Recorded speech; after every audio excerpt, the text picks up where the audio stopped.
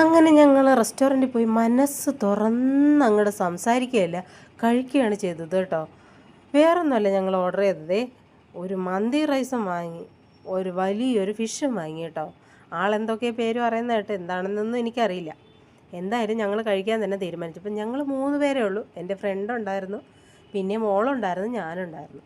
ഇത്രയും കഴിക്കുമെന്നൊന്നും എനിക്കറിയില്ല. എന്നാലും അടിപൊളി ടേസ്റ്റായിരുന്നു കേട്ടോ, ഒന്നും പറയാതിരിക്കാൻ വയ്യ. അങ്ങനെ ഫുഡിന് ഓർഡർ ചെയ്തിട്ട് ഒരു അരമണിക്കൂർ വെയിറ്റ് ചെയ്ത് ഇരിക്കേണ്ടി വന്നു കേട്ടോ ഞങ്ങൾക്ക്. ആ സമയത്ത് ഞങ്ങളൊരു റീലൊക്കെ അങ്ങ് തട്ടിക്കൂട്ടി. അപ്പോഴത്തേക്ക് ആ ഫുഡും റെഡിയായി ഇങ്ങ് കൊണ്ടുവരികയും ചെയ്തു.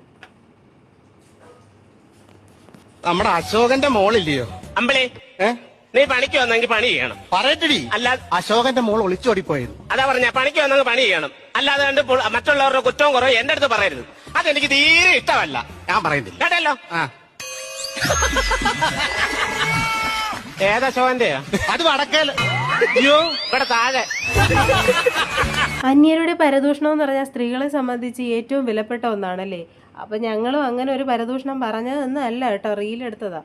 എന്തായിരുന്നാലും ആ റെസ്റ്റോറൻറ്റ് ഫുള്ള് ഒഴിഞ്ഞു കിടക്കുകയായിരുന്നു. അപ്പോൾ പിന്നെ എന്തായിരുന്നാലും ഞങ്ങൾ റീലെടുത്ത് അർമാദിക്കാമെന്ന് കരുതി. അവരും ഹോട്ടലുകാരും വിചാരിച്ച് ഈ പിള്ളേർക്ക് എന്തോ ഭ്രാന്താണെന്ന്. എന്നാലും അവരങ്ങ് വിട്ടു തന്നു കേട്ടോ സ്ഥലം. പിന്നെ ഞങ്ങൾ അവിടെ ഇരുന്ന് റീലെടുപ്പ്. 1500 രൂപ പൊട്ടിയപ്പോൾ സമാധാനത്തിലിരിക്കുകയാണ്.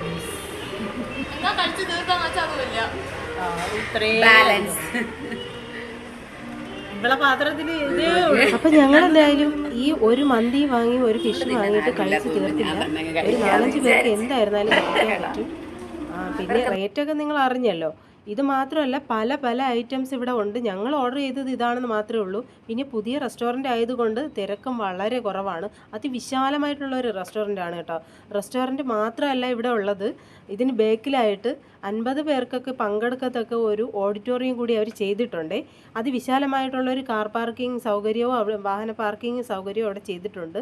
ഇതിൻ്റെ പേര് സൊഫ്ര റെസ്റ്റോറൻ്റ് എന്നാണ് കേട്ടോ. ഇത് വേറെ എങ്ങും അല്ല, വെമ്പായത്ത് നിന്ന് കന്യാകുളങ്ങര പോകുന്ന റൂട്ട് റൈറ്റ് സൈഡിലായിട്ടാണ് ഈ ഹോട്ടലുള്ളത് കേട്ടോ.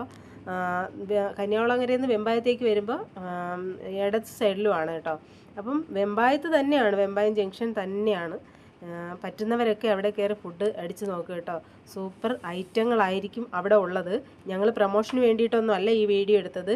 ആഹാരം കഴിച്ചപ്പോൾ ടേസ്റ്റ് തോന്നി, അങ്ങനെ ഒരു വീഡിയോ എടുക്കണമെന്ന് തോന്നി വീഡിയോ എടുത്തു. Okay, bye. പിന്നെ എന്ന് പറയുമ്പോൾ നേരത്തെ പറഞ്ഞതുപോലെ ഇത് പുതിയ റെസ്റ്റോറൻ്റ് അല്ല, പഴയത് തന്നെയാണ്. ഇപ്പോൾ പുതുക്കി പണിഞ്ഞിട്ടാണ് ഇത്ര വിശാലമായിട്ടുള്ള ഒരു റെസ്റ്റോറൻ്റ് ആക്കിയത് കേട്ടോ.